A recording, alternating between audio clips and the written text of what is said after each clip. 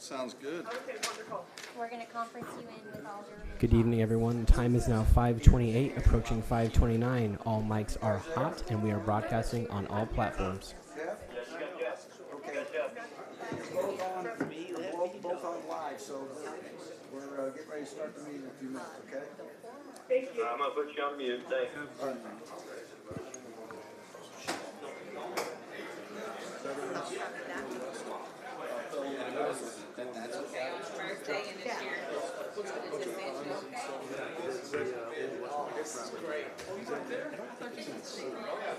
Hey, Ralph.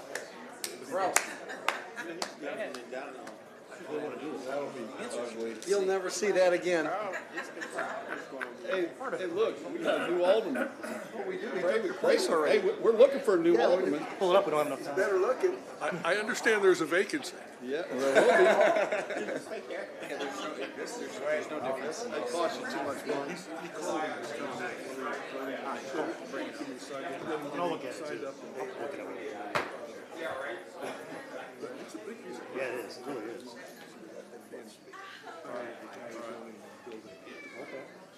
All right. Are we good? Almost ready. Almost ready? Yep. Now, we good? The chair will call the July 15, 2025 meeting of the City Council to order. Please rise for the Pledge of Allegiance.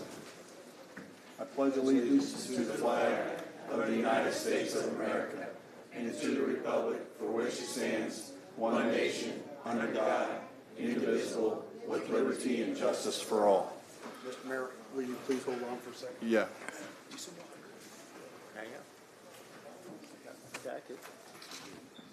What's the issue? You're recording? Okay, we can go. All right. Mr. Clerk, can you call the roll, please? Alderman Cox, Here? Alderman Gregory, Here. Alderman Williams, Here. Alderman Rockford, Alderwoman Purchase, Alderwoman Estriano, Here. Alderman Carlson, Present. Alderwoman Conley, Present. Alderman Donlin, Here. Alderman Hanauer. Here. You have a quorum, Mr. Mayor. I need a motion to allow Alderman Cox and Alderwoman. Okay, well, Second. all in favor? Aye. All right, opposed? Okay, you guys are in. All right, there are no proclamations or presentations. Next item on the agenda is docket number 2025-004 for the property located at 3245 Mathers Road. Petitioner is Lisa Schultz. Present zoning classification is R1, single-family resident. District section 155.016. Requested zoning relief is reclassification to B2, general business service district section 155.034, or alternatively, petition would accept a use variance to allow for collision repair services, automobile towing, and temporary storage in the current zoning classification or other classification acceptable to the city, and a variance section 155.112 surfacing to allow petitioner to construct an open off-street parking and vehicle storage area of chip and tar without requiring a wearing surface of asphaltic concrete or comparable hard surface. 155.136 regulations for surfacing of off-street loading facilities to allow petitioner to construct open off-street loading spaces of chip and tar without requiring a durable hard surface pavement. 155.143 plan of off-street parking and loading areas to allow petitioner to proceed with constructing an open off-street parking and temporary vehicle storage area of chip tar without requiring plans for accessory off-street parking area, or building permit 155.480D, commas G, H, I, J, and K. 1, landscape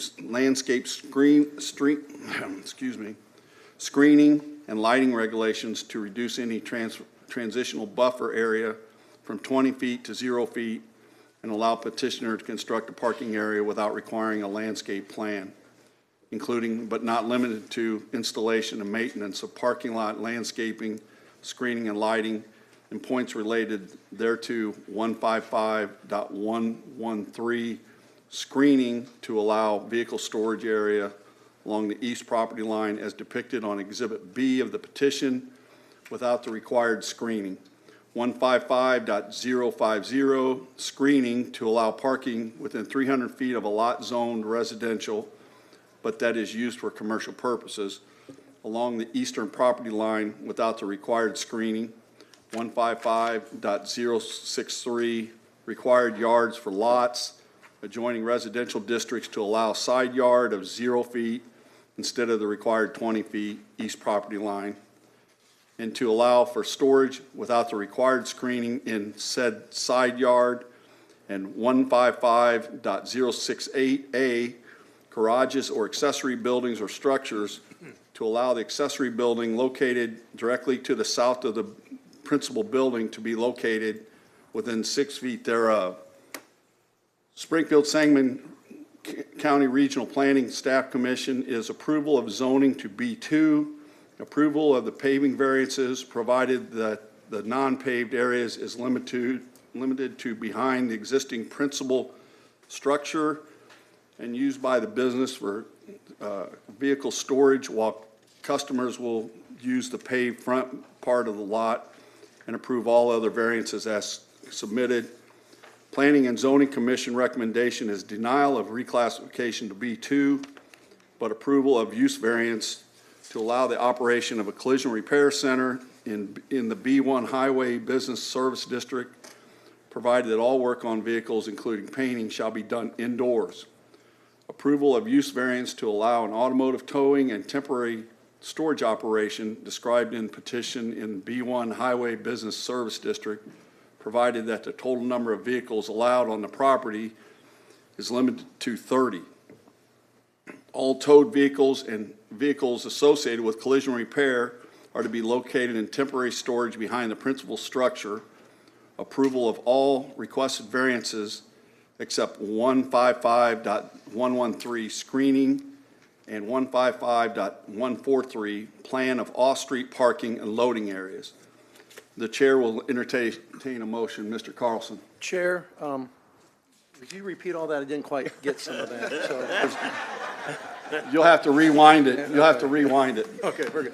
No, I make a motion to modify the Springfield Planning and Zoning Commission recommendation to deny the requested B2 zoning and instead to grant the B1 Highway Business Service District, but instead grant the reclassification to S2, Community Shopping and Office District, with use variance to permit the continued operation of a collision repair center for a period not to exceed 2 years, at which time the property must be in compliance with S2 zoning regulations without any variances and with all work, including painting, to be done indoors. And a use variance to permit the continued use as an automotive towing and temporary storage operation described in the petition for a period not to exceed 2 years, at which time the property must be in compliance with S2 zoning regulations without any variances. And to modify the Springfield Planning and Zoning Commission related to the variances to grant all the other variances as requested, and modifying the Springfield Planning and Zoning Commission on conditions as follows. The total number of vehicles allowed on the property associated with the towing operation is limited to 30, which shall be located in a temporary storage area located behind the building. And only completed vehicles awaiting customer pickup and employee vehicles may be located in front of the temporary storage area. Screening along front yard property line area shall be installed as described in testimony presented at the Planning and Zoning Commission hearing. Second.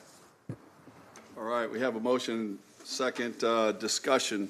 First of all, I would like to thank all the parties that were involved. This has been continued a few times. Finally got everybody to agree on a solution, and I think that everybody's happy, at least. And Mr. Craven, you're up here, so. I just wanted to make sure the record shows that I had filed a protest, and it's resolved, protest withdrawn. Y'all vote yes. All right. Or we can read it again if there are No, questions. we're not reading it again. I'll tell you that right now. Like War and Peace. All right, any other discussion? All in favor of the motion, vote yes. All opposed, vote no. Alderman Cox, how do you vote? Yes. Alderwoman Conley, how do you vote? Yes. All right, the motion passes 9-0. 10-0. All right, next on the item is docket number 2025-017 for the property located. Mr. Mayor, Yes, sir. as much as I would love to have you read all this, I'm going to ask that we continue this to the next city council zoning date, So, Mr. Harris, what's the date? August the 19th. August the 19th? Yes. Okay, do I need a motion for that, or? There was a motion, Okay, a motion, do I have a second? Yes, second. Any other discussion? All in favor? Aye. Opposed? Ayes have it. All right. Thank you, sir. Yes. The next item on the agenda is docket number 2025-023 for the property located at 1701 J. David Jones Parkway. Petitioner is J. David Jones Land Trust, 1701. Present zoning classification B2, General Business Services District, Section 155.034. Requested zoning relief reclassification to B1 Highway Business Service District, Section 155033, a conditional permitted use pursuant to Sections 155.033C7 and 155.200 to allow the resumption of use as a tavern, and a variance of Section 155.200A2 taverns to allow a tavern on a lot within 100 feet from the nearest lot on which there is a resident, church, park, school, community facility, or daycare. If the requested classification is not allowed, petitioner requests a use variance in the current B2 zoning to allow the use of a hotel and a restaurant with the services of alcohol, and the B1 conditional permitted use as a tavern, and a variance of Section 155.200A2. Springfield Sangamon County Regional Planning Staff Commission is approval of the requested reclassification to B1 Highway Business Service District, approval the requested conditional permitted use to allow the resumption of use as a tavern limited to the existing footprint of the front building closer to J. David Jones Parkway, and approval of the requested variance to allow a tavern on the lot within 100 feet from the nearest lot on which there is a resident, church, park, school, community facility, or daycare. Planning and Zoning Commission recommendation is approval, concur with staff recommendation. Chair will entertain a motion. Motion to approve the planning and zoning recommendation. Second. Got a motion and a second to approve. Any discussion? First with Mr. Craven, are you? Just here to answer questions. Okay. Any questions for Mr. Craven? All right. So all those in favor of the motion vote yes. All opposed vote no. The voting is now open. Chair, Mr. Mayor. Yes. It's okay. Okay. I'm sorry. Did I? Oh, it's all good. I'm sorry. I didn't see your name up there. LP? It's okay. Sorry. Alderman Cox, how do you vote? Yes. Alderwoman Conley, how do you vote? Yes. Okay. Motion passes 10-9. I can't You vote. can't vote? Okay, that's right. 9 voting yes, no votes, voting no, and 1 abstain. All right. Let's see. Okay, the next item on the agenda is docket number 2025-024 for the property located at 1327 Pine Creek Drive. Petitioners are Cedarhurst of Springfield Real Estate LLC. Present zoning classification, S1, Neighborhood, Commercial, and Office District, Section 155.030. Requested zoning relief reclassification to office district, section 155.020, the conditional permitted use pursuant to sections 155.020C7, residential uses allowed in the R3 district, and 155.187, conditional permitted uses, general conditions, and a variance of section 155.020A, regulations for office district to allow for a commercial building or zoning lot adjoining an R1, R2, or R3 zoning district equivalent planned unit development designation, or otherwise adjoining those districts, but for an alley in excess of 30,000 square feet. Springfield Sangamon County Regional Planning staff recommendation is approval as submitted. Planning and zoning recommendation is approval, concur with staff recommendation. Chair will entertain a motion. Thank you, Chair. I move that we accept the regional planning and zoning recommendation and approve it as submitted. Second. Okay, got a motion and a second. Any discussion? All right, with no discussion, all in favor of the motion vote yes. All opposed vote no. The voting is now open. Alderman Cox, how do you vote? Yes. Alderwoman Conley, how do you vote? Yes. All right. We have 10. All right. Motion passes 10-0. Next on the docket is docket number 2025-025 for the property located at 621 Stanford Avenue. Petitioners are Universal Properties of Illinois, WC Media Incorporated, and Stanford Plaza LLC. Present zoning classification I-1, Light Industrial District, Section 155.040. Requested zoning relief, conditional permitted use pursuant to Section 155.341A and C, height and size regulations for off-premise signs, and 155.325A and C, height of sign to accommodate the current billboard structure and allow a height of 57 feet in order to be in compliance with zoning ordinance subject to variances, said sections, and variance of sections 155.001, 155.340H, 155.320A, 155.320B, 155.320D, 155.3401 and 2, 155.321A, Section 155.322B, Section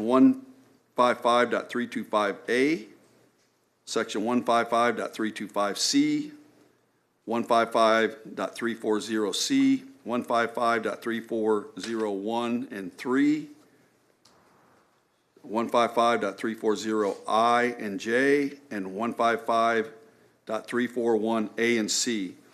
Springfield Sangamon County Regional Planning staff recommendation is denial.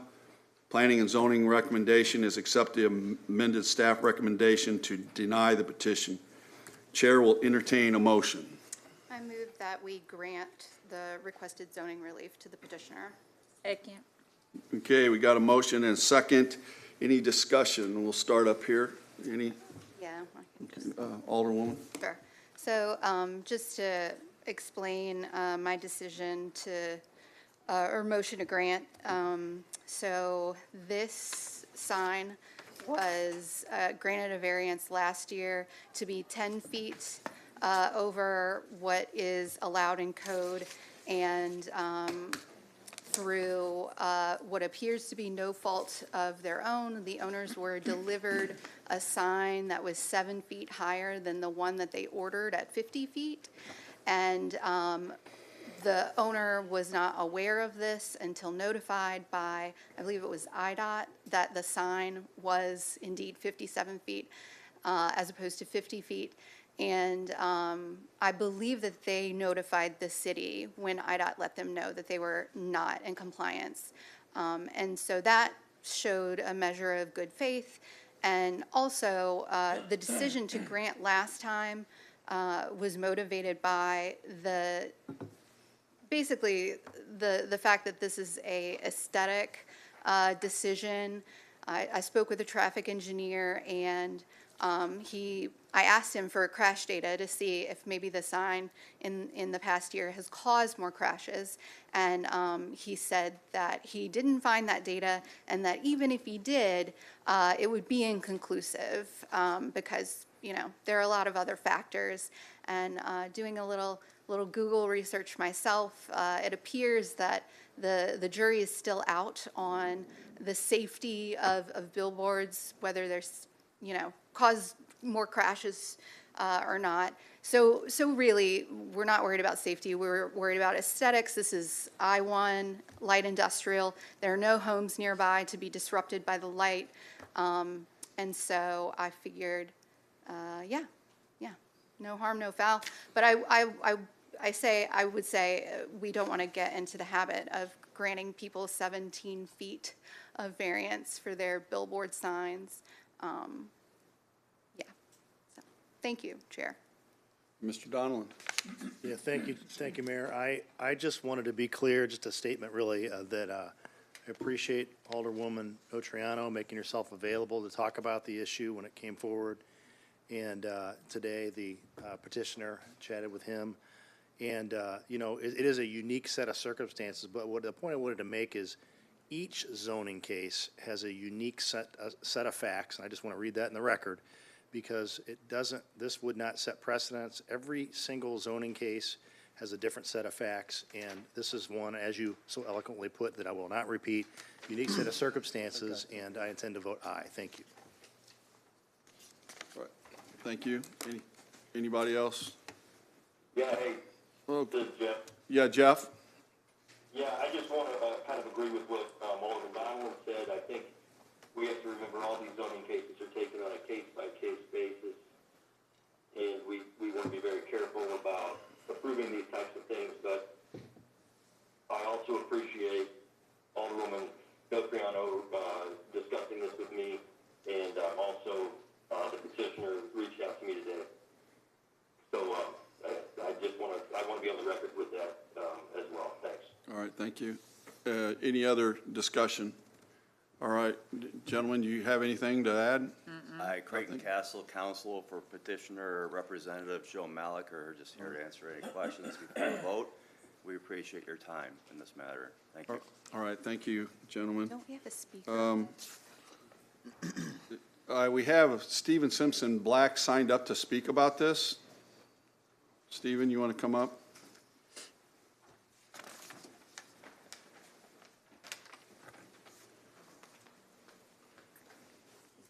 Something to hand out to the council.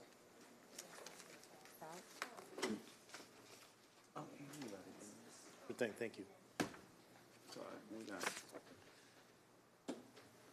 Thank you, sir. State your name and. Steve Simpson Black, 2601 Varsity Court, Ward 1. I made some remarks, but in light of what was said, I'll kind of alter them a little bit. I have 5 comments regarding my opposition to this. One of them was granting additional relief. The corrected mistake sets bad precedents, but that's been addressed here. The signs come before the council twice. That's been addressed. I just want to point out, just for those watching at home, that Steve Keenan, our city planner, 15 years of experience, recommended denial. Now, he pointed out aesthetics, but there's more to it than just that. At the current time, this sign is actually not a bad sign. It's a decent location. There's I-1. It's an arterial corridor. No problem. But it may not always be that way. The American Planning Association has created guidelines for good outdoor graphics. It talks about spacing and height. One of the problems with giving exceptions is that other property owners want exceptions as well. We got to be very careful about how we grant these. You've already addressed that every circumstance is different. So, of course, going forward, we got to be very, very careful about that. The reason the ordinances that we have were written were as part of a beautification effort during the Sarah administration to try to avoid the hodgepodge effect that we see like in Jerome. along Wabash between Park Avenue and Chatham Road. Most billboards in our community go through IDOT first because most of our arterial roads are IDOT corridors. So that's why this council doesn't see a whole lot of them, because a lot of the petitioners know they've got to go through the IDOT engineering first. But in this case, this is entirely your decision. But I want to ask, how many 57-foot billboards do we have in Springfield? Not a whole lot of them. But again, unique circumstances, I understand, but there's a reason why we don't have more of them. IDOT generally doesn't like them. So the reason that I have an issue with this billboard is that the height. When motorists that are going westbound reach the top of Stanford Avenue, they'll see the sign. That's what he wants. That's what a billboard's supposed to do. It's supposed to get our attention. The problem is the sign will change every 9.5 to 10 seconds. So let's say I get to the top of the overpass and I'm looking out west and I catch half a second glimpse of something. Some people may want to think, I want to keep my eye on that to see if it comes back. So if they're keeping their eye up on the billboard, which is 57 feet up in the air, their eye isn't at the bottom of the hill. Now, the bottom of the hill right now is not a big deal. It's a couple of stub roads. But eventually, it won't be. The second page of what I handed out to you shows you kind of an idea of what the roads will look like eventually when probably the Wanderlust Trust develops that area. And yeah, it will be I-2, which means trucks. But also, my understanding is the Mass Transit District is going to be building a new transfer hub on one of those stub roads. So that means 35 and 40-foot coaches every 15 minutes at the bottom of that Stanford overpass. I have concerns about that. I also have concerns because there's only one sidewalk on Stanford. So if I'm going eastbound on foot and I'm on the south side of Stanford, I got to cross over Stanford because the sidewalk ends to carry the sidewalk over the overpass. So there's a lot of conflicts at the bottom of that hill in the future that I'm worried about. Now, I realize based on conversation here before I came up here that this is going to be probably successful. And that's okay. What I would ask is maybe you modify the motion to, or ask the petitioner, you could do this, modify the motion to ask for the sign to not change as frequently. That might address one of the issues that I brought up, because I know I have ADHD and I know a lot of people do too. Something goes away and then my eyes are like, ooh, is it going to come back? I don't want people to do that. So those are my concerns. I do appreciate you listening, and that's all I have to say. Do you have any questions? Thank you, Stephen. Any questions for Mr. Black? All right, thank you, sir. Thank you. Thank you.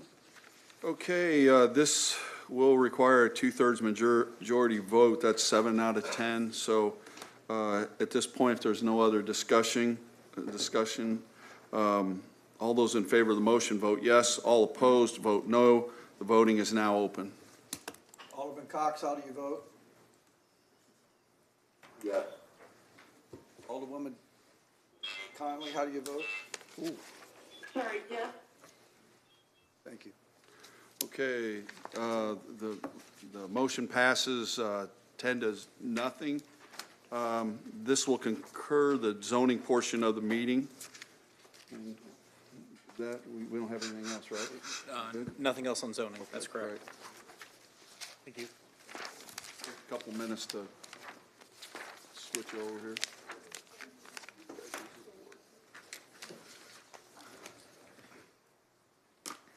All right. The chair will now recognize Treasurer Redpath Fager for presentation of the financial report. Thank you, Chair. The Treasurer's report for the corporate fund for the month of June. Beginning balance is $64,760,352. We took in total receipts of $23,826,401. Total disbursements, $26,660,003, which left the corporate fund ending balance in the month of June at $61,626,749. The ending general fund balance includes $9,529,126, which is the ending balance for the ARPA money in June. That concludes my report. Thank Mr. you. Chair, I recommend that we accept the treasurer's report as read and submitted. So move. We got a motion and second. Any discussion? All in favor? Aye. Opposed? Ayes have it. Okay, Chair recognizes OBM Director Metzger for presentation of the OBM report. Any questions? Any questions? All right. The chair will entertain a motion to dispense with the reading of the minutes of the July 1st, 2025 regular city council meeting and approve the minutes. So moved. Second. Got a motion and a second. Any discussion? All in favor? Aye. Opposed? Ayes have it. The chair will entertain a motion to incorporate the pre-council first reading of ordinances into the record of this council meeting. So moved. Second. Any discussion? All in favor? Aye. Opposed? Ayes have it. The next item on the agenda is the consent agenda. The chair will entertain a motion to incorporate the pre-council reading of the consent agenda into the record of this council meeting. So moved, Mayor. Second. Got a motion and a second. Any discussion? All in favor? Aye. Opposed? Ayes have it. The chair will entertain a motion to place the consent agenda on final passage. So moved. Got a motion and a second. Any discussion? The voting is now open. All those in favor of the motion vote yes. All opposed vote no. Alderman Cox, how do you vote? We got nothing, Chairman? Yes. Alderwoman, Conley, how do you vote? Conley, yes. All right, come on. There we go. Say no, Mayor. All right, the motion passes 10-0. The agenda number 2025-247 and 2025-281 remain tabled or in committee. Is there any action on those? Okay, with that, the next item on the agenda is 2025-277, an ordinance amending Chapter 110 of the 1998 City of Springfield Code of Ordinances as amended by adding Article XLVII to require licensure for certain secondhand dealers. The chair will entertain a motion to place agenda number 2025-277 on final passage. So moved. Second. Got a motion and a second. Any discussion? Yes, Mayor. Alderman? Can someone just explain certain dealers? So this makes clear that, that not all secondhand dealers are going to be subject to this. Specifically, pawn shops will not be because they're licensed through the state. So any dealer that requires state licensure is exempt from this ordinance. Thank you. Is there any other discussion? All right, all those in favor of the motion vote yes. All those opposed vote no. The voting is now open. Alderman Cox, how do you vote? Yes. Alderwoman, Conley, how do you vote? All right, motion passes 10-0. Is that correct? Yep. And so motion carries. Is there any unfinished business to be brought before City Council? Yes. Alderwoman Notriano. Thank you, Chair. So last week I brought up the property on MacArthur Boulevard near Laurel, 1622 South MacArthur, that has been in flux for this year and for the better part of 5 to 6 years. So the issue, for those of you who haven't driven by, is that really the entire block there between MacArthur, Laurel, and State, and Campbell is largely owned by one corporation, one LLC, and they have been doing work oftentimes before obtaining a permit, and they have demolished a couple of buildings on the property and done so with and without a permit, with and without, silt fences and things to protect the sidewalk and the neighborhood and the drainage, and storing large equipment to do this work, this demolition, and artifacts of the demolition, big underground storage wells, huge pieces of asphalt and concrete, large humps or large hills of dirt, and so on and so forth. Right now they've cleaned it up a bit, pile of bricks, but the building has been open. I did a search through my email to try to figure out the first time that I complained about this. It was months ago, and then I did a search of Google Maps of this address to see that the building has been in the condition that it is currently since March of this year. And I am just really disappointed that there is nothing the city can do to hold this developer LLC accountable, short of giving them another 3 months until September to obtain a permit to do the work that they want on the partially demolished building, which may or may not be turned into something useful. Hasn't been useful for decades. So, yeah, and I believe I have a photo of the building, if you guys could show everyone. Yeah, so that's a screenshot from my phone. Sorry, it's not that great, but that's Google Images, Google Maps image of what it looked like 3 months ago. And it looks like that today, yeah. And so if anyone from Public Works would like to come and address this, and then, of course, I'm sure Corporation Counsel, there may be something that you can add to explain why they're going to be given an additional 3 months to get a permit without being fined for having a vacant building that is in disrepair and has several code violations. Good evening, all. The address that is in question, 622 South MacArthur Boulevard, is a commercial building. And if I may, I'd like to run through the timeline that we have. The owner removed the interior finishes on the 24th of September 2024. They did so without a permit, and they have been cited. They then obtained a non-structural demo permit on the 5th of December 2024 and kept working on the structure. The owner then obtained a demo permit for the removal of the western 1/3 of the building for remodeling, and that was on the 19th of December of 2024. The structure was removed. The cavity was filled on the 27th of February 2025. They obtained an electrical permit on the 14th of March of 2025 to install service into the building, and there has been no application for other permits since then. The other area that's in question, owned by the same corporation, would be the east side of South State Street.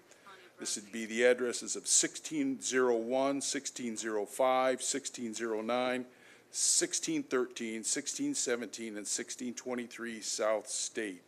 The owner began removing the parking lot with no permit or erosion control in place. They were fined for having no permit, and that was on the 23rd of May of 2023. The owner acquired permits to proceed with the removal of the existing parking lot and establish erosion control on the 2nd of June 2023. No further efforts to finish the project proceeded.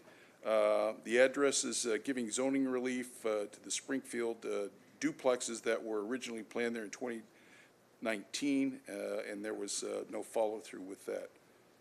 In the corner building at MacArthur and Laurel was demolished in March of 2023. So, I guess I have a question. So what are we doing now on it? Or is there any? Well, so we operate on a referral basis. So for the operations that they've done without a permit, we got those citations and we prosecute those. As far as the demolition goes and the current status, if Public Works doesn't think that they're in violation of any codes or in violation of the permits, or if they're in the process of demolishing and they don't believe that the inspectors are okay with the process, then we don't get a complaint or what we call a referral. We don't get that to prosecute. So right now we don't have any open cases against this property because we haven't received a referral to prosecute. Do we have a rule in place that, and I'll let other people ask questions too, but Do we have a rule in place that requires that once a demolition is started, it has to be completed within a certain time period? Because it doesn't appear that 6 months. 6 months from the day it started? That doesn't seem, that seems awful. Maybe that was referring to the swimming pool thing. That would be within the demolition permit, Yeah. right? So, Right. so what they're demolishing, the permit would give the plans. Yeah, Katia? Sure. So when it comes to actual demolition permits, if it hasn't been written up for demolition, which in this case it was a voluntary demolition, they generally have 60 days to complete the demolition from when it's issued. However, I spoke with Mitch Flynn this morning about this property. The 6 months that Mitch was referring to was the pending electrical permits. And I think, Dave, you said parking and erosion control. Generally, under city code, those types of permits, what we refer to as our trades permits, they are open for a period of 6 months minimum. If there's no work or progress within those 6 months, those permits are considered void for lack of action. But if there's ongoing progress, then permits are generally issued for a 1-year time period. Does that answer your question, Alderwoman? Partially. So, heads up, the electrical was connected, our CWLP lines were connected to that building when they started demo. They are not connected now. So I don't know what electrical they have or haven't been doing, but, and it's all exposed to the elements, as you can see. Those things sticking up are their outlets. So your observation is that there is no electrical That's correct. contact now? Alderwoman, is there a way you guys could get together and to discuss this more after the meeting? I would love to, but like right now, I would really like to figure out what we have to do to put a stop to folks doing this in our city. This has been going on for years, and I don't understand why my complaints to the zone manager from months ago don't start the clock for this being vacant in violation. Like why they haven't been fined, why they get 3 more months right now to get their permit. I don't understand why we are giving them any daylight on this. Well, the zone manager cannot cite them. That is not within his authority. Sure, but he certainly turned it into someone. And I understand that we don't have enough inspectors to go out and do what they need to do. But I'm sorry, that's not an excuse in this case. Like any one of them going about their business on MacArthur Boulevard could see the violations. They need a ticket for that? Like, and that's even beside the point, because I know certainly he has turned it in, and I know that I'm not the only Ward 6 resident to complain about it. So, yeah, I just don't understand how they can get till September on this. And if it's something in our code, we need to change it. And if we need more inspectors, we need to hire them. All right. Thank you. Alderwoman Purchase, is this on this subject? I would just make one recommendation to it, seeing some of this before that has taken place. When someone does something without permission, we know what they're doing. We know what they're trying to do. So I would say, and if it was an honest mistake and no harm, no foul, maybe, I know Mitch has a lot going on, but maybe he can bring them in to say, what are you going to do next so that we don't continue to have these problems? I would say that maybe would help and satisfy some of the concerns that's going on. And then, yeah, just the exposure of that too is just alarming for that long. So seeing what else we could do so that we just talked about setting the precedents earlier so other people don't think it's okay to continue to do things like this. All right, That would thank be you. just my 2 cents. Alderman Williams? Yes, so mine is same subject but a different building. So I'm back to my Wheeler in South Grand. where that structure is. I probably should have brought pictures years ago. But anyway, the roof is going down. So the roof is off. I imagine it's a part of the owner probably scavenging or whatever, you know, getting good stuff and selling it or whatever, because it was a newer roof than, of course, the establishment. Corporate Counsel, you had told me demo for it end of July, end of this month. Do you got a specific week at least? They have through the end of this month to complete it, so that would be 2 weeks from Thursday, is when they're done, or when their time frame is. If they haven't, then we would need to put them on the demo list. So that's part of our problem, because this is something I've fought through the courts for years. Katia, you can speak to this. We've been a long time on this, and then we say to the owner when they lose in court, the judge finally signs off on the demolition, then we say, well, but we're going to let you demo it. Is that what's supposed to be happening? When you say more time, what is she supposed to be doing? The owner. The owner is, under our agreement, is to have it demolished by July 31st. Demolished. And what happens if she doesn't? Then we will incur the cost of demolishing the property ourselves. Charge her, right? Yeah. Charge her after we do it. Mr. Mayor, would you like me to clarify, or Alderman? Yeah, if you would help, please. So what corporate counsel said is correct as far as the owners have until the end of this month to demolish.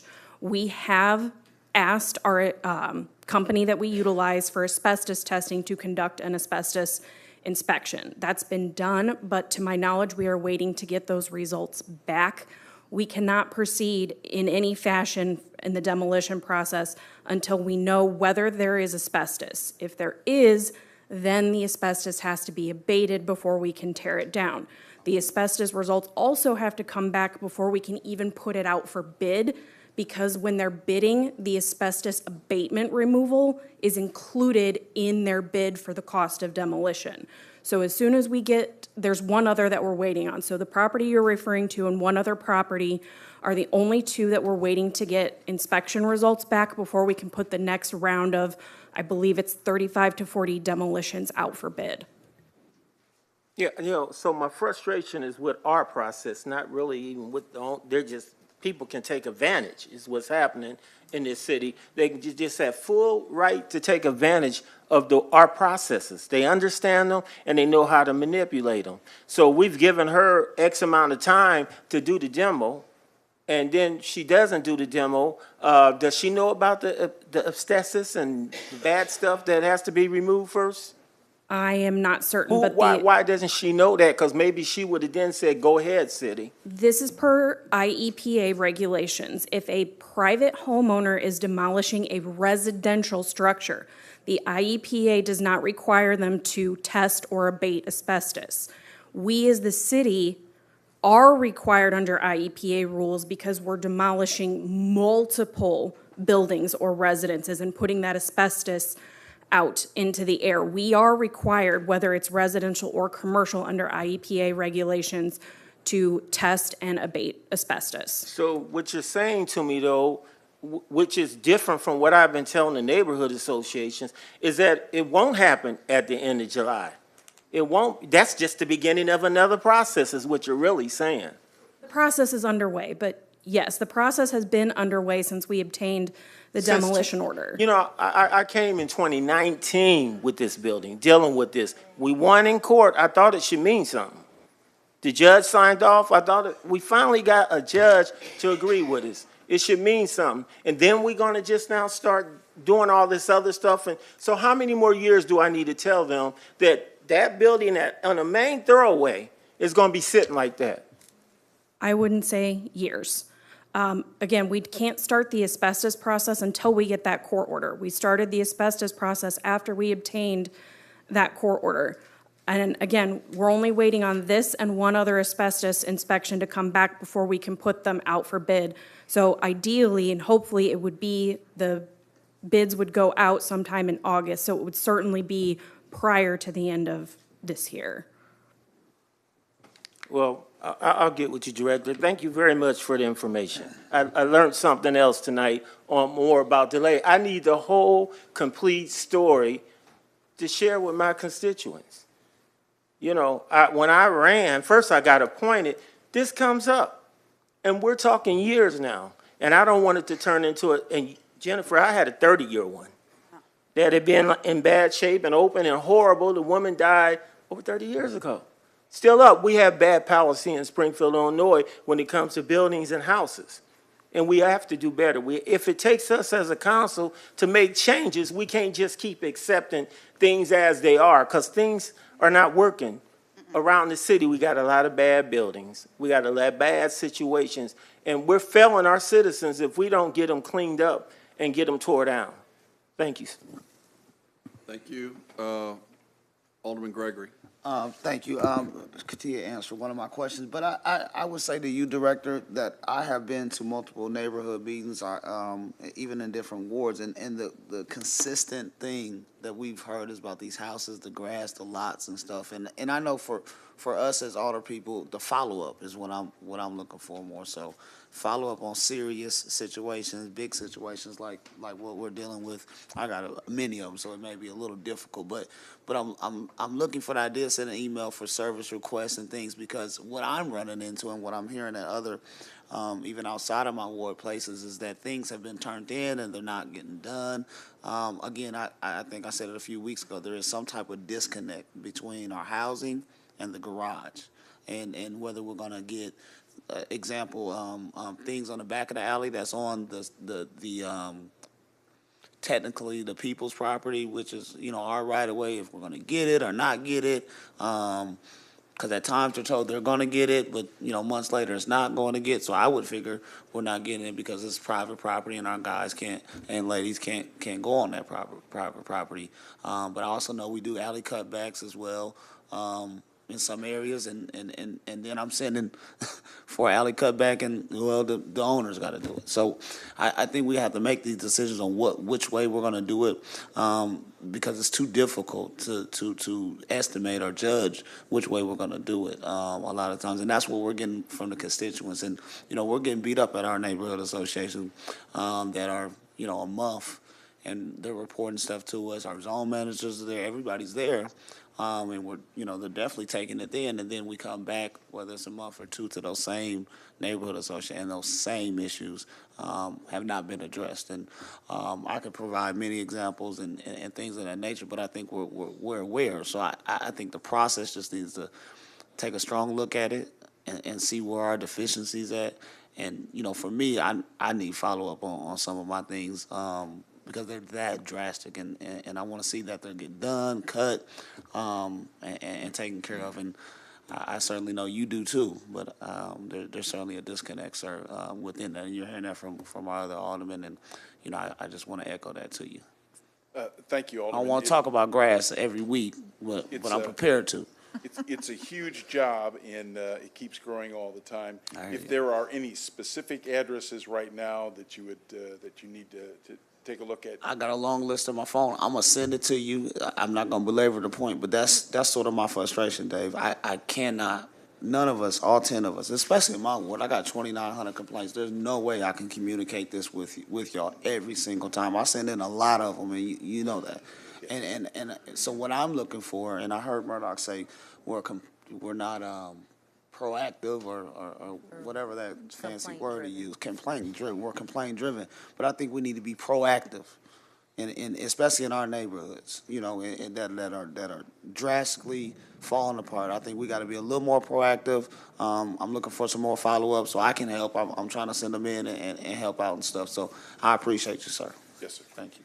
Director Fuchs, real quick, do you know, I was told, I don't know if this is accurate, that we've got over 600 lots or buildings that we have to cut grass. Is that true? The city itself has to. I don't know that it's quite that high, but it's in the hundreds, yes. And then I guess how many do we actually own?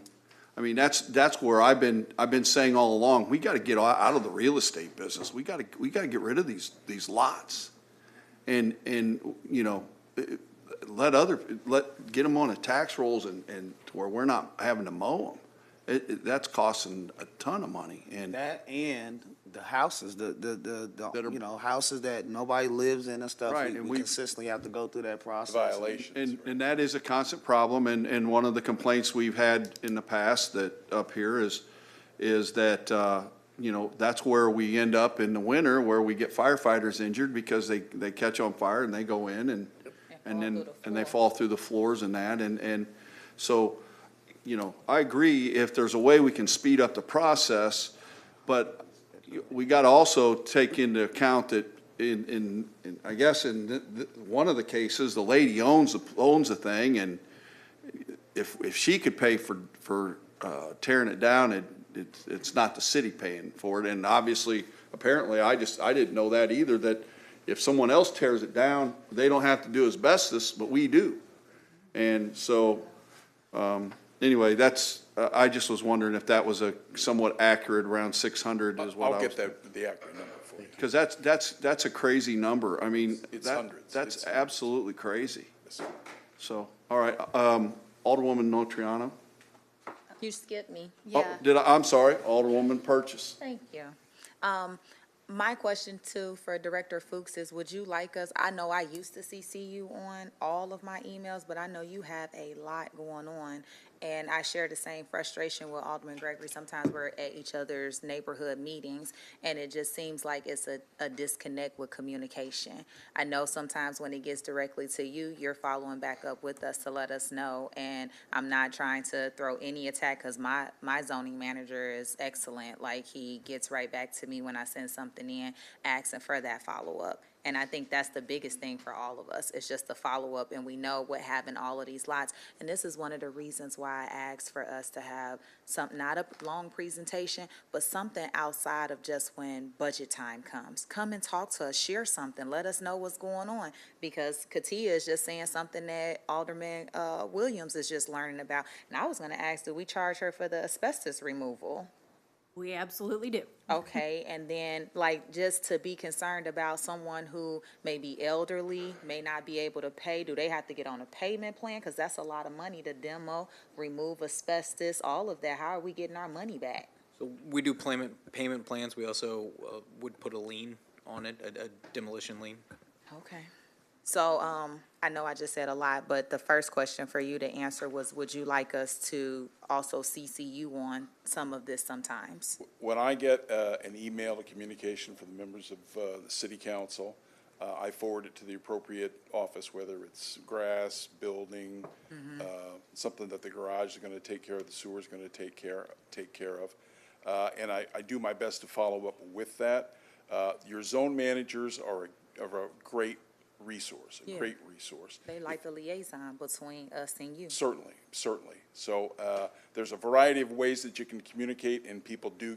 Sometimes I get phone calls, sometimes I get texts. It really depends on what works best for you.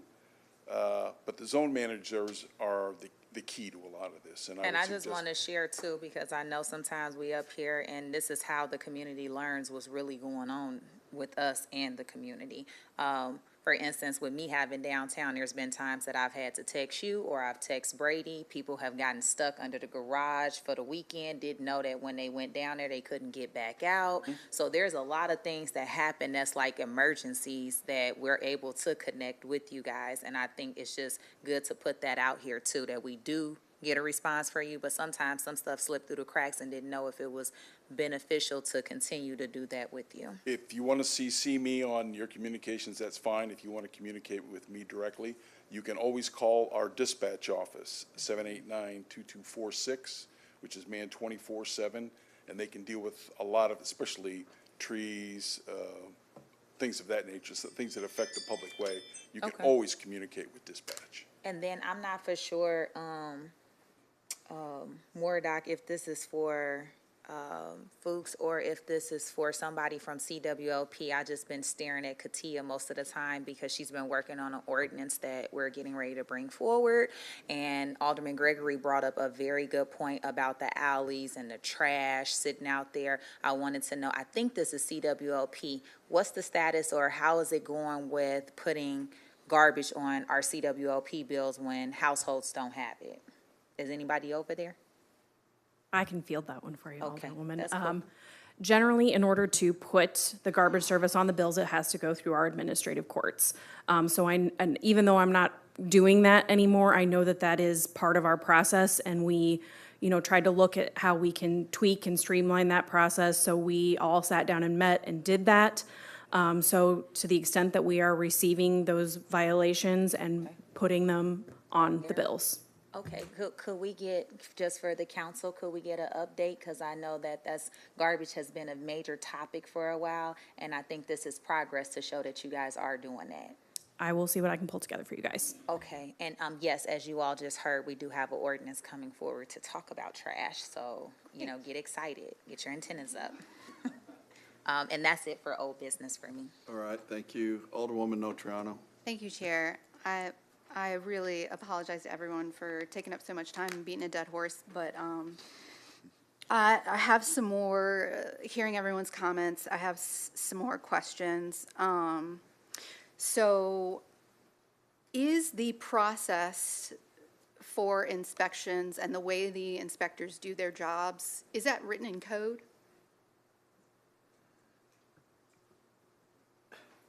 How so, like their job So- descriptions or? Well, okay, so I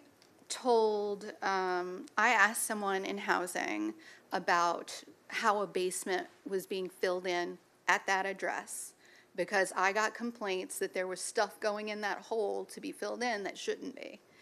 And the response from housing was, on 227, the commercial building inspector said that passed. But we all know that soon after 227, nothing else happened on that building. So why did another inspector not go and follow up about the other things that were clearly in violation of code? So that type of detail wouldn't be in our city code. On day-to-day jobs wouldn't be put out. What were the other issues, and were they enunciated? Did they inspect The for other other issues were that they didn't have the right permit to do whatever, I don't know, but they didn't have the permit to continue with what they were doing to that second part of the building, and so we shut them down in March.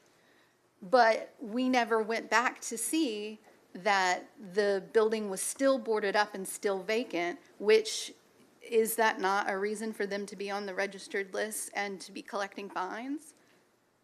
So traditionally, if they're in the process of demolition or renovation and don't have an occupancy certificate, we're not going to, if they're doing work, we're not going to have them register on our vacant registry building because they're rehabbing or demolishing the property. So we have not required those type of buildings to register on our list. Okay, but even, this building's been vacant for decades. So I'm just trying to figure out where the common sense is and where, because my fear is I make these complaints, Mike sends in these complaints for me. Somebody goes out and says, oh, that's not a big deal, oh, whatever, and then never goes back again to see in 3 months, nothing else has been done, no electrical work has been done. There were points where I had to call and complain because that fence was not up all the way, and people could potentially get in that building. So I'm concerned that, and I don't want to micromanage anybody's job, but how many inspectors do we need at the city of Springfield? We have 5 now. Yes, ma'am. In your opinion, how many do we need? 50. 20. Ma'am, You put, I deal with what I have. If this august body wants to give me some more inspectors, I'll take them. Okay. Well, I'll leave that there. Okay. suspend her disbelief. And yes, I will suspend my disbelief. So another thing that I'd like to bring up is, can I get an answer to, so Mitch gives me an answer on the basement, but nobody is addressing the other things wrong at the property, like, The basement, I'm sorry. I'm sorry, the filling in of the basement. So I Filling had a in the cavity. complaint about that, yep. Okay, And, at 1622. yep, yep. And no inspector goes back, or no one goes back to assess the situation in a week or in a month, or after we've suspended, well, after we told them to stop work in March. No one went back to see the condition of the building? They would have had to apply for another permit then. And that's what Mitch said today, is that they don't have a permit to do the The last. renovation. The last permit that they requested was to connect the electricity. And Okay. we've received no request since then, and that was in March, I believe. So is giving them until September to get their stuff together in code? No, that would Okay. be a part of our permitting process. Okay. I am fervently asking that we do more to hold this LLC accountable. They have not reached out to me. They have not reached out to the zone manager. Maybe they communicate with the folks in housing, but I have seen no good faith efforts to address the situation at 1622 South MacArthur. And I would just like to bring to everyone's attention that across the street, Baskin-Robbins was, inadvertently demolished by a car. And those owners got out there within days to take care of that. And that was an unexpected expense. They're not even in that business. But somehow, they got out there and complied. We can't do this. We cannot continue to do this. Thank you, Chair. All right, thank you. Alderman Williams. Yes, Mayor. I finally calmed down, and I want to say, I know it's not your fault, your department's fault. I heard you say zoning managers are critical, but I think this is even bigger than them. In my heart, I feel corporate counsel, our problem is admin court, is that my situations with, I have homes who are owned by dead people. I got homes, and so therefore the grass doesn't get cut. The upkeep doesn't happen, but I get the complaints.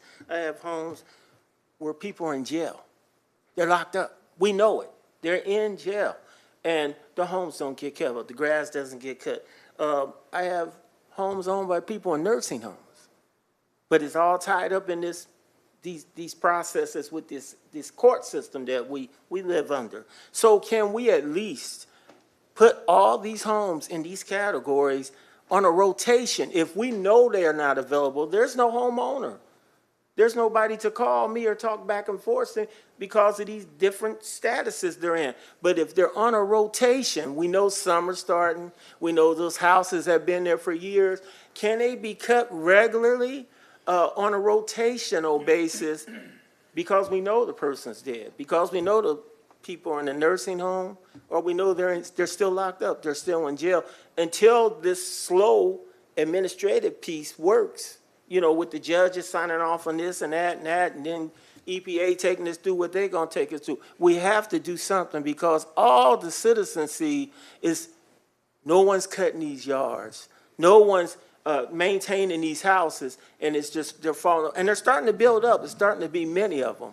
So I'm thinking if the city's aware, they should at least do a rotation and keep them cut, and maybe not as often as the others, but at least on some kind of rotation, because they get the same rain that all of us get.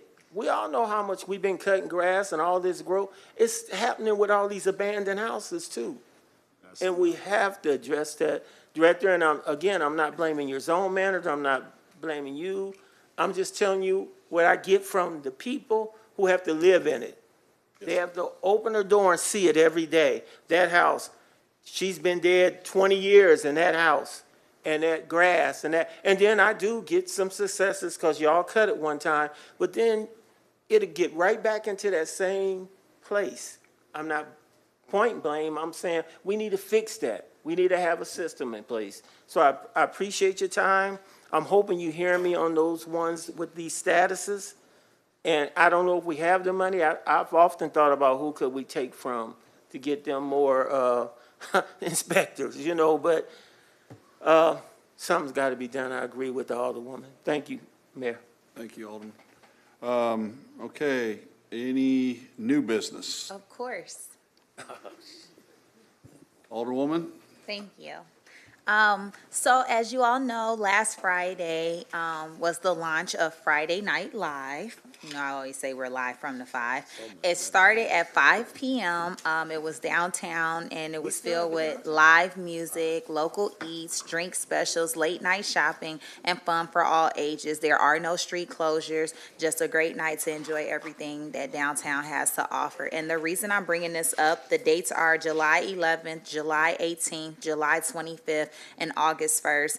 The word is definitely spreading around about businesses closing or having their doors closed. So I am at the point where I'm begging for our community to come and support, just like we come and support Music on the Y Block. And we walk past the businesses to get to the Y Block and walk past them to get back home. If we can have some of that energy brought back, right back the next day. If there's anything that, I mean, I've been taking feedback for 4 years now. So I've continuously worked to try to figure out how can we get more foot traffic. We don't have control of the state taking away the spaces that were used for state employees.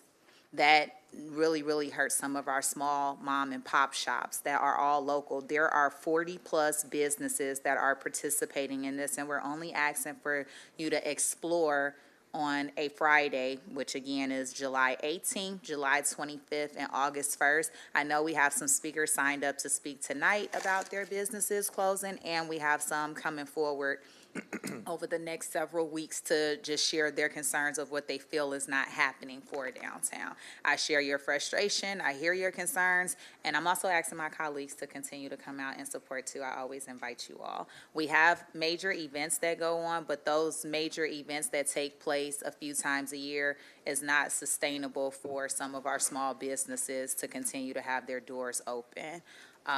And I think that's like the end of where I wanted to go with it, but you will see me making more announcements a little bit more often to just share what's going on and what's coming up for the weekend. So if it did miss somebody, they can hear it when they go back for the recap. Thank you, Chair. All right, thank you, Alderwoman. Alderman Gregory. Sorry, Mike and I got me. Murdoch, when you get time, can you send us a update of all outstanding downtown TIF projects and where we're at with them, the agreements and where we're at? I know we've had some movement. I know we approved a $2.9 million situation that should hold some state workers in there to bring some people back downtown, among some other good things. And I'm just wondering where they're at and if they're really going to do something, or if we need to, you know. Yeah, go I can in a different get you that. Thank you. Thank you, sir. Appreciate it. Well, I got one more. Sorry. Director Ramona, can you also get us how much we have received from the parking meters? I mean, I tell people you can gladly pay us, but you don't have to pay for parking, and you just have to move every 2 hours. But we'd really like to know where we're at year to date on the income. All right. Anybody else? All right, let's go to advance request to address the council. Mike Beckman is not going to, he's withdrawn. James Johnson. James here? I don't see him. All right. Brianna Eilers.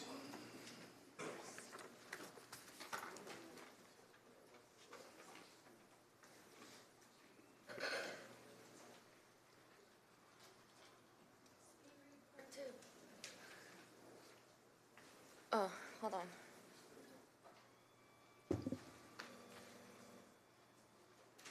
All right. Let's make last week's speed read relevant to Springfield. P.J. Kennedy, grandfather of John F. Kennedy, immigrated from Ireland in 1849. Back in these days, the Irish were not considered white in the eyes of the original European colonizers, and many were refused job opportunities simply for being Irish. It was common to see help wanted, Irish need not apply in the windows of shops. And because of this, the Irish who were immigrating to the United States due to the Great Famine were forced into inadequate housing, struggled with finding their basic needs, and built community with one another in order to survive. However, these were not cohesive communities, as the Christian Irish and the Catholic Irish had differing views and did not always agree with one another. The Kennedy family, much like the longest-serving leader of any state or federal legislative body in the history of the United States, Illinois' Michael Madigan, belonged to the Catholic denomination, but has since been banned from partaking in communion. The Kennedy family survived by opening a grocery store and then expanding into liquor distribution. Most humans these days aren't aware that the Kennedy legacy was built upon bootlegging, but do understand that Prohibition only hurt Americans while skyrocketing the wealth of bootleggers, many of whom were white, politically active men. As we covered last week, the Kennedys had strong mafia ties, including in Illinois, which leads to our next political powerhouse family. The Long family in Louisiana was also making their way into politics via the House, Senate, and governorships. The Long family dynasty started in 1918, and a family member occupied political offices up until 2019. Huey Long was the first Long in office and was coined for using the phrase, "Every man is a king." He was known for cutting corners and eliminating dissent, which further helped create the Long political machine. This similarly mirrors our current president's words and actions. Huey Long had a focus on breaking up the bourbon hierarchy in New Orleans and invested heavily in oil.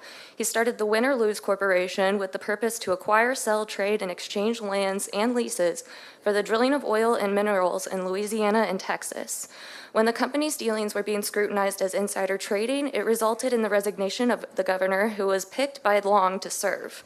When the federal government investigated further, Long's most loyal confidant, Seymour Weiss, took the fall for tax evasion. Weiss was the man who carried out Long's dirty work. For example, Costello testified that Long required him to contribute $30 per gambling machine per year to support some type of charity. It was Weiss's responsibility to collect $20,000 a month in campaign donations to Long, Costello, Marcello, and the Matrenga families were prominent mafia families in Louisiana before the Matrenga family successfully took over and moved operation to Florida. Fun fact, there were legends about Marcello feeding his enemies to the gators, much like 2025 considering we're building places like Alligator Alcatraz.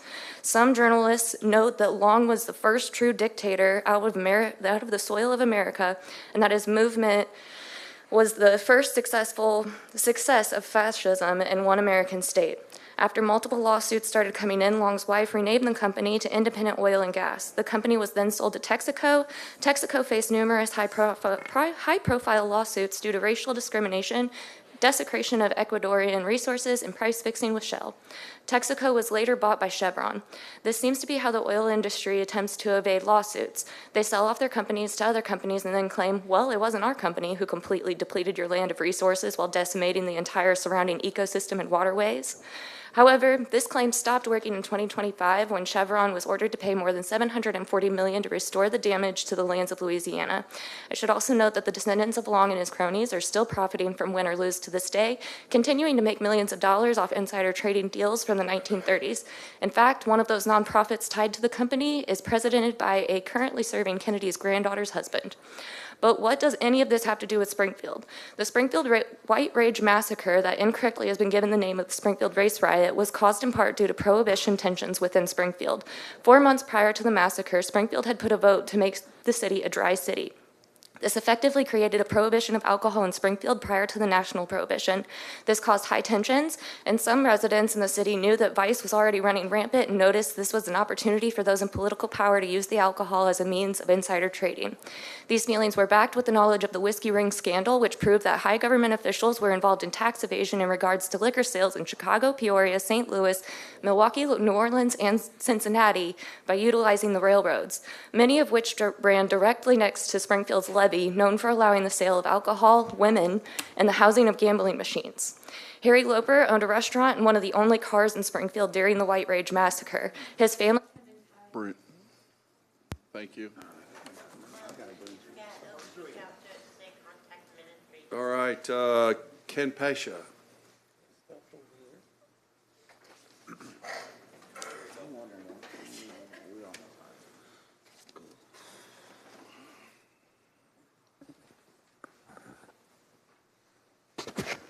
I mean, bureaucracy is slow, but Springfield really teaches us how long things can take, doesn't it? I mean, I've watched you deal with Old Town for how long? I mean, that thing's been an eyesore before you were even the alderman for that ward. And I think it's frustrating for a lot of alderpersons to find out just how long it takes to really get anything done against landlords in this town. It's even weirder when you try and track them down, isn't it? You ever try to look through the multiple LLCs they hide their names behind, the states they disappear to, the corporations they run them under? I mean, at some point, the city's got to do something about that, right? I know they choked the landlord registry out years ago, but I think it's time we start having that discussion again, because there's plenty of landlords in this town that don't treat their, whether it's their residents or commercial property owners, that let them go into disrepair. So now we have issues like this on a main thoroughfare in Springfield. That thing's an eyesore and it's a danger. Are you guys familiar with the term urban exploring? Go check it out sometime. It's kind of neat. People like to break into abandoned and unoccupied properties and then go explore them.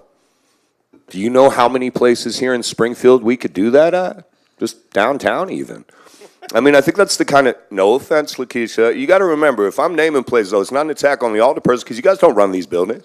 There's no possible way for you as an individual person to track those down, but as a city, we've got to do better about it. I've seen inspectors sent to property owners who didn't even do anything wrong as establishments, and apparently we can get a cop out to an RV in a heartbeat, but we have buildings that have like literal dangers to people in residential neighborhoods that live less than a block away, and that building's been like that for how long? Are we going to wait till somebody sets it on fire in the middle of winter because they're trying to stay warm, or some kids break in there and break a leg or fall on something? I mean, at a certain point, we have to stop relying on these property owners and the good of their heart. I mean, I've been going to get blunts at South Grand G&M for a real long time. And I'll tell you, that building's been an eyesore for many, many years, hasn't it, Roy? Yes. Yeah. But we left the option of them tearing it down. Like, that's even realistic. And now it's whose problem when it doesn't happen? It's the city's problem. Now we're going to pay how much money to get it torn down? How long ago could we have avoided that if we had some level of oversight about people that own nascent properties that are more eyesores or neglected properties? Until we get it into the $500,000, $1 million range to get it torn down? I mean, that's got to be embarrassing for his ward, right? That's not your fault, Jim. I'm not trying to pick on you, but that is a major thing. We're like, how long has Old Town been like that? And that's not his fault. That's a city that lets its landlords and its property owners mistreat the people that live in there, or let them get into the level of disrepair that we see even in some of our downtown cities or downtown buildings. That's not picking again on some of the owners even. They may take over properties hoping to rehab them, and then they find out it's hundreds of thousands of dollars, even into the millions of dollars range, because we've let it get neglected for how long? Decades. I won't rat anybody out downtown because I know people are working, but I know places so infested by bat guano, you would need to put on a hazmat suit to go onto some of those floors because they've been unoccupied and nobody's inspected them, and I don't even know how long, probably even before I could have been conscious of the idea of it. And that seems wild to me considering that's a gem of our area, and same with other properties in this city.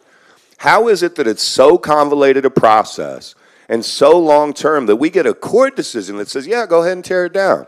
5 years later, here we are, still talking about tearing it down, and it's going to cost us how much money for abatement? I mean, I looked at it in my own home. I'm just going to throw up quarter-inch drywall. You guys don't have that option. But I think that's the thing. When you get into those kind of things, it shouldn't be decades down the road. It shouldn't take 15 years to get a property. It shouldn't take an alderwoman making multiple complaints, and we don't even have follow-up inspections for a property that is clearly dangerous, clearly underutilized, and that the owners either don't have the money, comprehension, or capability to handle, right? So now we have to step in and spend tens of thousands of dollars on a property that we probably could have done some about long before then. And I guess it's just frustrating to me because I see it even in private residential kind of places with landlords that are abusive to their tenants, don't repair the properties, have major issues continually, and what happens? They just kick out the current person who complains about them, and then they move on to the next person that's hard up on their luck that's got to stay there. And that property gets worse and worse and worse. Just as a last quick example, there's a property over in Sean's area, and Sean will know it if we talk about it, but there's a photo taken by a business owner in a broken down room in the building. That was 18 years ago. I know the last business owner took the exact same photo in front of an even more degraded room because they've sent inspectors in there, still clearing somehow. But I guess that's kind of the weird thing is why is it these business owners get away with it? Thanks, Ken. Okay, Tierra Sandage.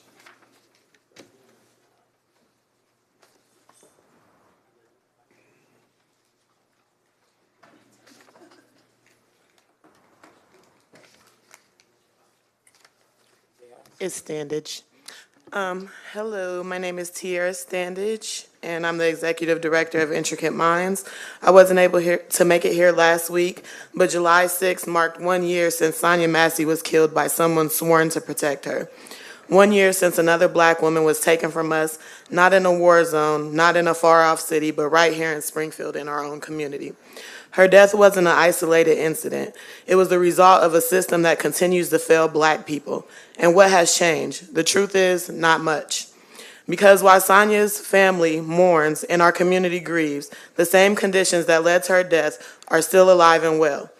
Police continue to patrol our neighborhoods like it's enemy territory. Black folks are still treated as threats before we are seen as human. And instead of swift justice or deep reform, what do we get? More empty words, more delays, and more excuses.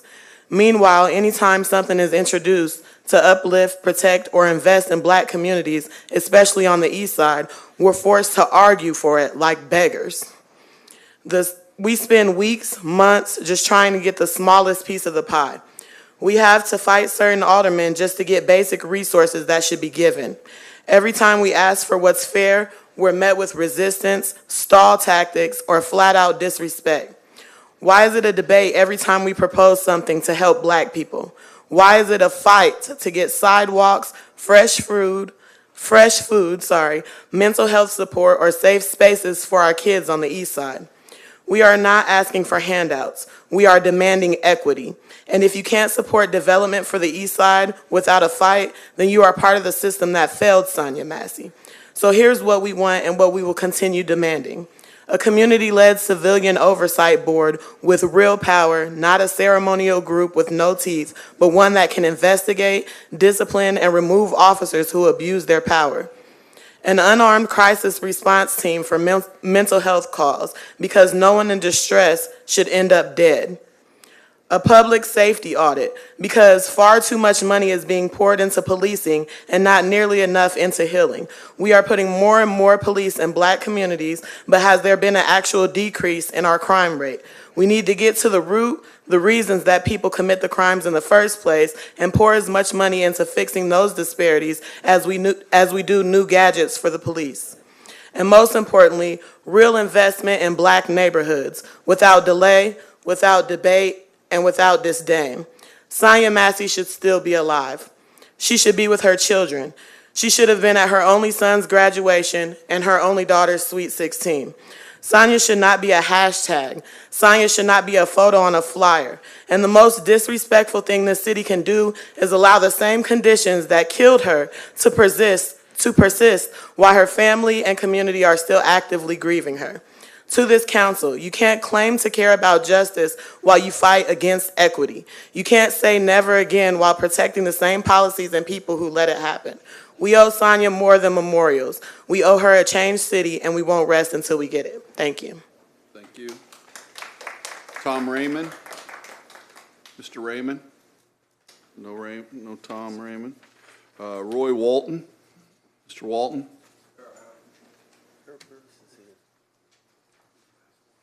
That's the last one? Okay. Get myself in order before you start my clock.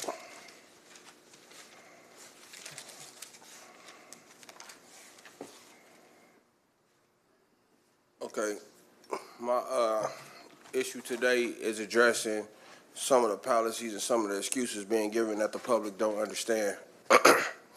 it says, can police lie to justify their actions?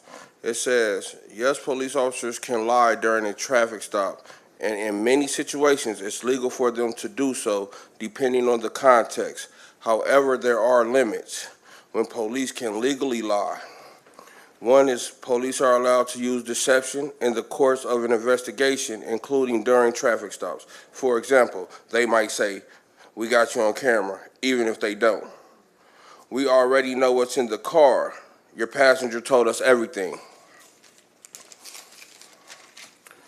This kind of investigative deception has been upheld by courts as legal in many cases, including the U.S. Supreme Court in cases like Frazier versus Cupp, 1969.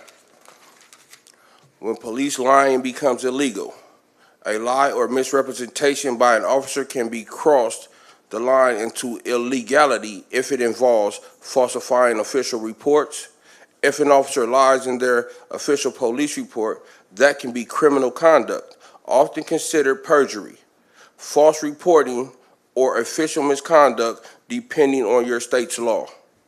Example, claiming a driver ran a stop sign when they didn't. Violating constitutional rights. If a lie leads to an illegal search or seizure, it may violate your Fourth Amendment rights.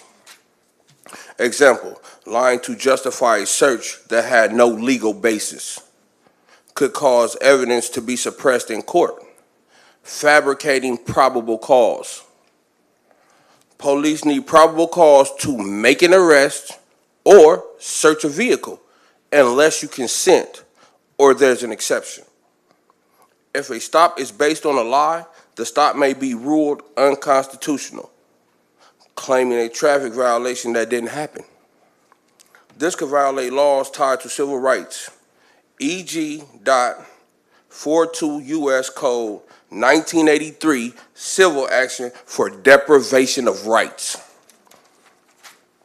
Potential laws broken by police who lie illegally, depending on the state, possible violations include perjury, false swearing or statements, tampering with evidence, official misconduct, civil rights violations, federal under 42 U.S.C. 1983. Actions, request body cam footage, file complaint with the police department or civilian review. Document everything and contact an attorney.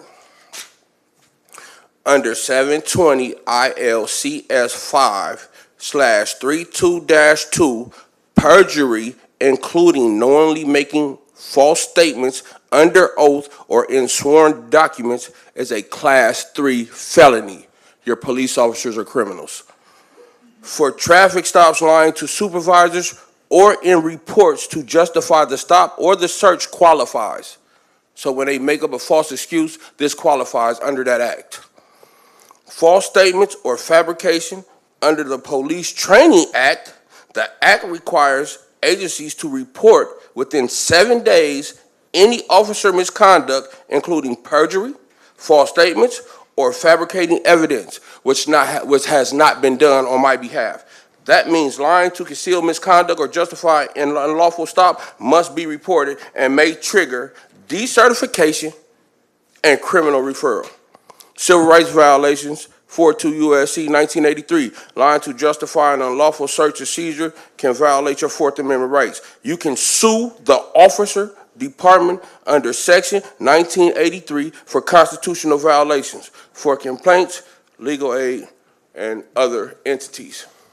I did this to say, I know the difference between what they can do and what they can't do. And if I don't know, I'm going to research it.